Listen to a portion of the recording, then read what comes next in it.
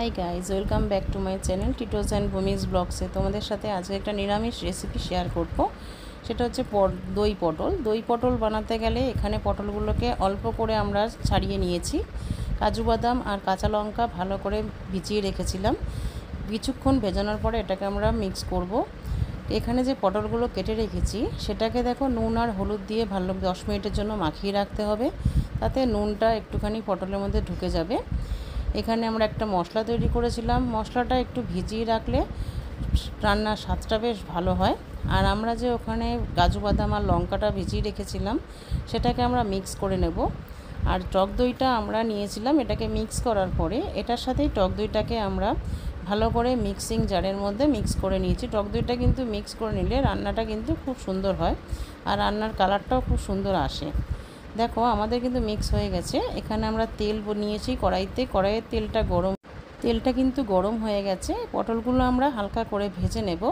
তোমাদের সাথে রেসিপিটা শেয়ার করছি, স্কিপ না করে অবশ্যই পুরো ভিডিওটা দেখতে থাকো। চলো।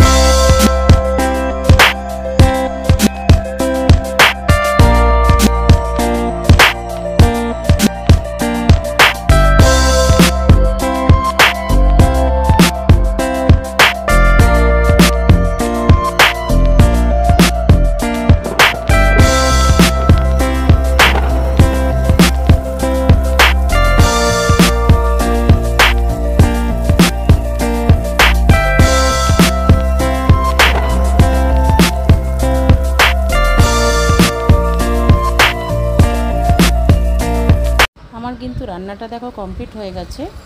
এইরকম সুন্দর একটা গ্রেভি আসবে, কালারটাও খুব সুন্দর হয়েছে।